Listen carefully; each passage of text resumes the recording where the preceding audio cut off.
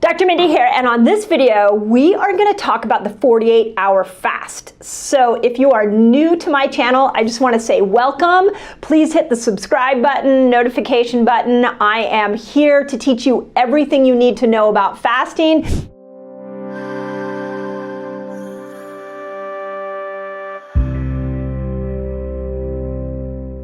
Okay. 48-hour fast. Here's what's really cool. When you break down fasting, you look at 15 hours is really helping us become metabolically flexible. 17 hours is helping our cells start to detox. 24 hours, we start resetting our gut. 36 hours, we start making our body more efficient at burning fat. And at 48 hours, we amp up our brain power. So I have 4 studies that I want to share with you guys. They all come at looking at the 48-hour fast in unique ways. But before I launch into those studies, I want you to realize that there are 2 major things that happen to us as we age. One is that our dopamine receptor sites become less sensitive. So just because you make dopamine doesn't mean that you're going to use that dopamine and you're going to experience dopamine in the same way. So how this looks for you is it may look like you've been, everything in your life looks fine, but you're just not as joyful as you used to be. Or things that used to excite you don't excite you as much anymore. And that could be because these dopamine receptor sites are not as sensitive. A little bit like insulin receptor sites that don't become as sensitive. Dopamine receptor sites can get blunted and it can not take in the dopamine molecules as easily. So one of the changes you're going to see here is that this 48-hour fast starts to resensitize these dopamine receptor sites. The second thing that you'll see in some of the studies I'm going to share with you is that when we have been under a tremendous amount of stress for a long period of time, and the longer we live on this planet, the more stress we're going to have. What ends up happening is that we start getting locked into our amygdala. Our amygdala is the midbrain. It is the fight or flight brain. So as you age, as stress goes up, as you have more trauma, you need tools to start to help to get more blood flow, more activity to the prefrontal cortex. I talk about that a lot this week because the prefrontal cortex, when you're operating from this part of your brain, it quiets the anxiety fight or flight brain. And you're going to see that the 48-hour fast can start to help us with more cognition in the prefrontal cortex. So that's really cool, right? So these are the 2 principles I'm operating off as I go down these 4 studies. Okay, first one was a study that they did where they took 2 groups of people and they said, okay, one can eat all day and the other, we're going to restrict their calories by 70%. Now they didn't do the eating window, fasting window, that routine, they just restricted by 70%. And all they were looking at was these dopamine receptor sites. And what they found is that in the people that they restricted calories from for 70% of their calories, that they increased the number of receptor sites. So this isn't even making these receptor sites more sensitive. I'll show you that study in a moment. You actually got more dopamine receptor sites. So think about it. Those of you that have been fasting a long time, how excited are you when all of a sudden you open up your eating window and you're like, okay, I'm ready to go. Let me start eating. You get so much more joy out of your food because you literally have created more receptor sites that will pull the dopamine into the cells and activate joy in your brain. That's pretty cool. Okay, second study was done, this was specifically done on a 48-hour fast on amateur weightlifters. And what they did is they found that after 48 hours, it was water, no calories. So there was nothing. It was just water for 48 hours.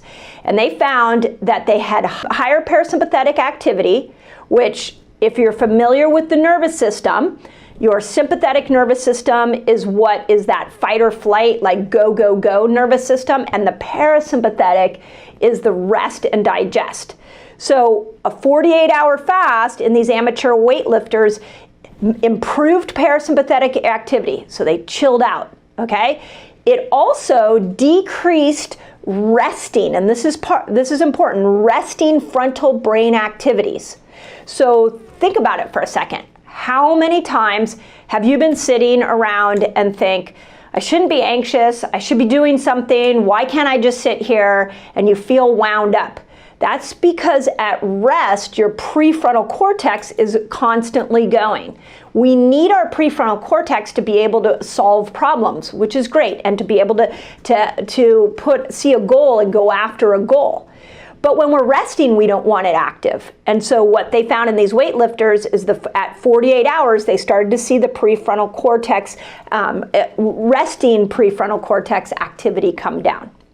Okay, and then the third thing that I think is really interesting is they saw parts of the prefrontal cortex in these amateur weightlifters that became, the cognitive functions improved, and specifically, this is so cool, specifically in mental flexibility. So what does that mean? That means that they were able to go from task to task to task much easier and switch in and out of different learning styles. So those of you that are studying, those of you that have jobs that require a lot of multitasking, this is where the 48-hour fast is going to help to condition your brain. Okay, third study. This is also a really cool one. This study showed that as ketones went up, there was another neurochemical that went up, which is called BDNF. So the more ketones you get, the more BDNF you get. And what they found is that BDNF alerts the neurons in the hippocampus and says, hey, we're gonna make a metabolic shift here. We're going from glucose to ketones, and in that, we need you to start repairing. And so that's exactly what the brain does. The hippocampus is the part of the brain that's mood and memory. So this one was done on, they went over 24 hours. They didn't say how long, but they said it was an over 24-hour fast. So I'm putting it in the 48-hour fast category. And they said that when the BDNF came on the scene, because ketones came on the scene, that these neurons in the mood and memory part of our brains started to regenerate. They started to create new neurons, and the brain was more able to learn. The brain was more alert because of that metabolic switch. How cool is that? Okay, and then the last one, this was also a 24-hour plus one. So again, they didn't say hardcore 24 or hardcore 48. So I'm gonna put it in the 48 because I want your brain to be working at its best. So they found that past 24 hours, they started to see an increase in dopamine release in the brain. So you got more dopamine coming out. If we go back to that first study, you've got more receptor sites. If we go to the third study, you've got more of these neural pathways carrying dopamine. And now we're seeing you're going to get, like I said, more release. The other thing, and the last thing I'm going to tell you if you're not completely convinced, is that what they found is that these neurons, these new neurons, were more excitable. So the effect that a 48-hour fast can have on dopamine, on BDNF, on the hippocampus for mood and memory, on the prefrontal cortex, the study after study after study is showing that the longer you fast, the more the benefits turn to the brain. So it's what I'm seeing with many of you and the people I'm interacting with is that we have to not only work with the body, but that we got to start working with your brain and how your brain is perceiving stress. So one thing that the neuroscience world is teaching us right now is that our stress reaction is a learned behavior. This is, we react to stress based off of old patterns. We react to stress based off of perhaps how our parents modeled to react to stress. And what we are now learning from neuroscience is that our brain is a muscle, just like our bicep is a muscle. And if we want it to perform differently, we can actually train it differently. So what I want to do is show you how you can start to think thoughts, how you can train your brain so that you can succeed even more than perhaps you already are at fasting and keto. And for those of you that are stuck, I'm hoping what I'm going to teach you is going to help you get into alignment and get your brain in alignment with your body so that you can unstick yourself. So let's start off here. What happens to you when you have a stressful day or a stressful couple of days. When your body perceives, or your brain perceives stress, the brain does this like heroic move where it's like, I'm on it, there's a stressful event here, and it sends messages to the body to prepare for this stress that it's about to go under or it's currently going under. This is how we're designed. We talk a lot here on this channel about how we're primitive. We're designed to be like cave people, where when we have stress, we can go long periods without food because we were designed to be like that. Well, guess what? We were designed that when we have a stressful thought, when our brain is perceiving a crisis on the outside, that it will orchestrate a change in the body. And that change is meant to allow the body to run. So you want to run from the bear. This is back in the caveman days. So we call it fight or flight. So when you guys are day after day in these stressful environments, whether it's at work or with your family, or maybe you're going through a crisis with a loved one, when you are getting stress at you over and over and over again, your brain, being the hero, is telling the body to shut down digestion, shut down immune system, shut down all the sex hormones, because you're definitely not, when there's a crisis, that's not a time to start to be fertile. It tells the body to stop burning fat. These are not priorities for the body when the brain is under a crisis. So the stress happens, the brain says, I'm on it, and it tells the body, prepare for war, prepare for fight or flight, prepare for crisis. Now, what's interesting is that this stress doesn't always have to be huge. It could be repetitive micro stress all day long. But so many of you are going through this cycle, and the more you're experiencing challenges in your body, the more it's causing more stress. And then that stress is telling the brain, we're in a crisis. And the brain says, okay, let's shut down digestion, let's shut down fat production, let's shut down fertility, let's shut down the immune system. Those are not priorities right now.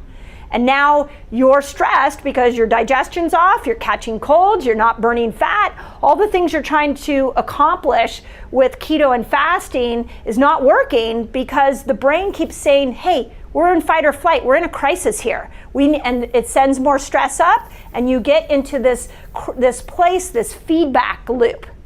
So, and if this happens long enough, your body over time is like, oh, I can't take all this stress. It's just wearing me down.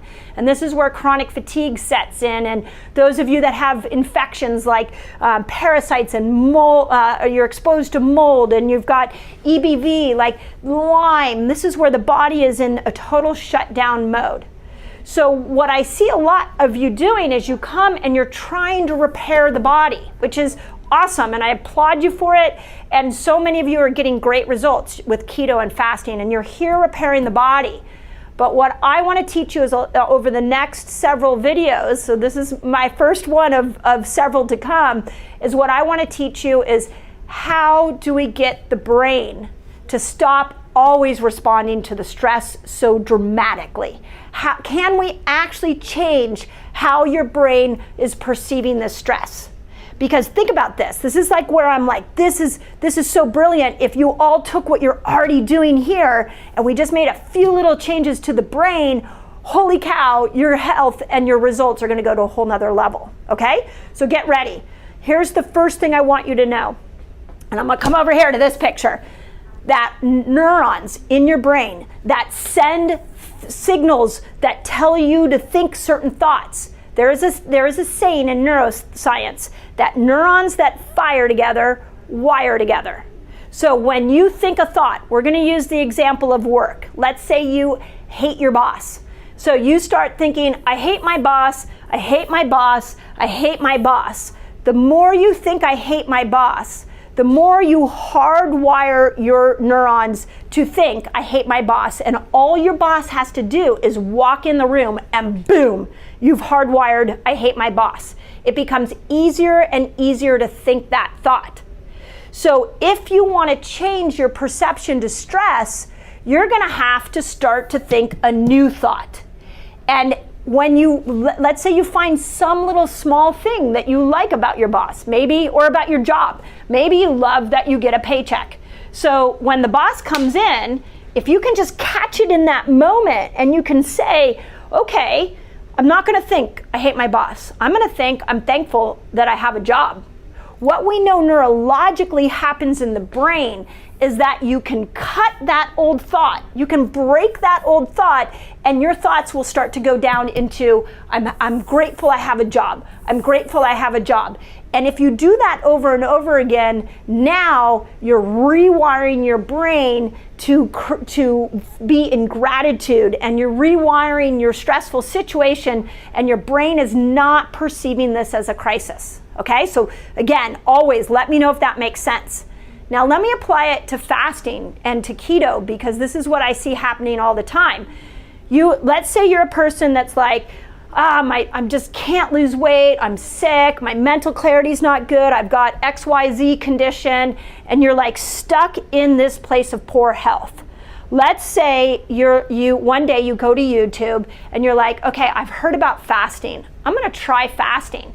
And you come over here and you watch a couple of my videos and you're like, oh my God, I could actually do some amazing things with my body. I never knew fasting could do that for me. And you have hope again. You start creating new neurons. You're building new neurons that are saying, oh my God, I could heal. I could actually heal from this. This is amazing. I think I'm going to be able to heal. And you have all this optimism. And then you get on the path. So you have these new neurons that are saying it's possible. They're brand new. They're like baby neurons. They're like just started. And you set out to do your first 48-hour, 36-hour fast. And you get to hour 17 and you're like, oh my gosh, you know what? This is harder than I thought. I must be really sick. I don't think I can do this. And you go back to that old thought of, I'm sick, I can't do it, I'm never gonna lose weight. You start to repattern, you start to go back to this old pattern.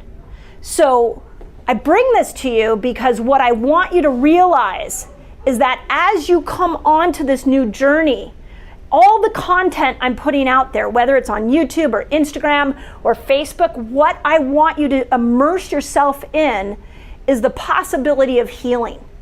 And if you get stuck, what I don't want you to do is fall back into that old pattern of, oh my gosh, I can't do this, I can't succeed, I'm never gonna lose weight, my family's always been overweight, the doctor told me that I was gonna have this condition for my whole life. That is an old pattern.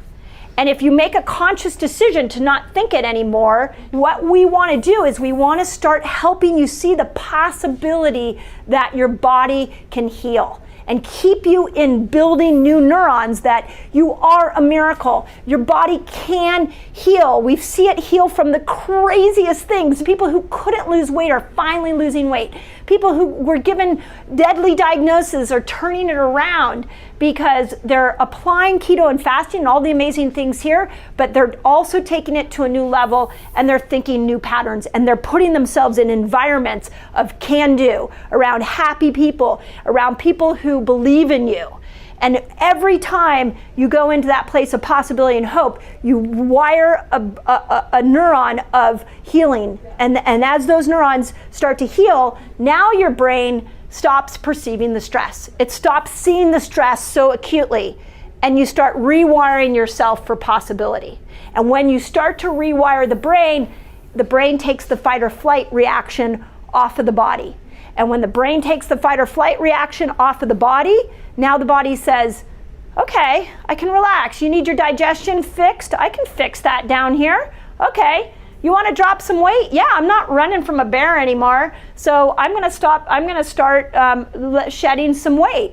Oh, you want to be pregnant? You want to balance your hormones? Okay, well that's good because I don't have to worry about us being in a crisis. I can actually start to regulate those things. Okay, check this out. I have a free fasting guide for you all. It's free. And it's going to teach you all the basics of fasting. It's going to teach you how to kill hunger when you fast, which is really cool. And it's going to show you how to break your fast, among many other things. All you got to do is click on this link right here and enjoy. I want to continue our conversation on fasting and your hormones. And the reason that this is so important is that when you guys are fasting or you're coming to the ketogenic lifestyle, what you're really focusing in on is you're trying to manipulate insulin, which is awesome. But then all the other hormonal imbalances start to show up. So for example, women over 40, as they go into perimenopause, menopause, postmenopause, they start to come to fasting to help with weight loss. They bring their insulin down, but then they throw all of their sex hormones off. So I'm going to do a whole separate video on that. We also see that when people come to fasting, they want to lose weight, but they can't because their cortisol levels are so high.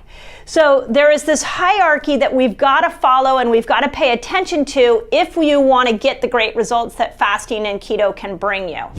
So today I'm going to really address 3 different steps or 3 different things that we see that you need to keep in mind if you want to regulate cortisol and in order to bring insulin to a more regular place, to bring insulin down, okay? So I'm going to switch over to this picture here. And the first thing is to understand where cortisol comes from. So cortisol is your body's secreting a chemical that is reacting to a perceived stress. So it's either you're having a stressful environment in your life, or sometimes it's internal stress, like you've got a toxic load that's going up, or we see cortisol go up when people like go and work out, even something just as simple as working out. So cortisol will rise according to either an external stress or an internal stress, or sometimes both of those. And it's not just the adrenal glands that are secreting cortisol. There is a whole team of organs that are responsible for this cortisol secretion. And that team is what we call the hypothalamus pituitary adrenal axis, or otherwise known as the HPA axis. So let's use you as an example. You walk into work one day, you're really happy, and then all of a sudden your boss slams a bunch of work down onto your desk and says, this is due in a couple of hours. When that happens, your brain goes, oh my God, how am I going to keep up with that? And it goes into, it needs basically more energy, it needs more focus, it needs something to turn you into a superhuman so that you can meet that deadline. So what your brain does is it perceives the stress, it sends a signal to the hypothalamus and pituitary, and they go on and send a signal to the adrenal glands, and they say, give me cortisol. So in its initial phases, cortisol is really helpful. We're primitive, right? So cortisol was meant to be able to get us to run from a bear when we were in the cave person days. It was meant to get us to run when we were in a perceived danger. In this day and age, it's doing it all the time when you perceive a danger, that's something like your boss putting extra work on your desk that needs to be done in a certain time period. So when cortisol gets secreted, your mental clarity improves, your energy improves. It's actually a beautiful thing. And when cortisol goes up, then blood sugar will start to go to the muscles and your body will be able to move and go into action. Here's where the problem exists. So many of you are living in a day in and day out stressful world. And so what's happening is you're constantly calling on that alarm system of your body over and over and over again. And your brain is locked in fight or flight. And this HPA axis is never turning off. It's just all the time, more cortisol, more cortisol, more cortisol. Now, just like we can get insulin resistance, we can start to our cells can become resistant to cortisol. So when you have excess cortisol, what's going to happen is that cortisol has to go somewhere. So typically, your body will make fat. So that remember, all fat is your body is storing excess. It's just putting the excess toxins, putting the excess insulin, putting the excess cortisol in a place other than your organs. Because if it put it in your organs, it would be damaging your organs. So it saves your life by putting it into fat. So in order for you to start to regulate this insulin, you've got to come over here and regulate cortisol. So there's a couple of things I want you to know about the HPA axis. The first thing is this is meant to be turned on and turned off. So if you feel like you have a pretty good balance of stress, then like you have stressful moments in the week, but you're not stressed all the time, then my guess to you is that you're not struggling to regulate insulin. I bet you're not having trouble bringing your blood sugar down. But if you're somebody who lives a high stress life, like a rushing woman, you guys have heard me talk about rushing woman syndrome before, or you've had a trauma, if you're struggling to get insulin under control, you know you've had trauma in your life, then honestly, your job is not to fast all the time. Your job is to start to heal this HPA axis.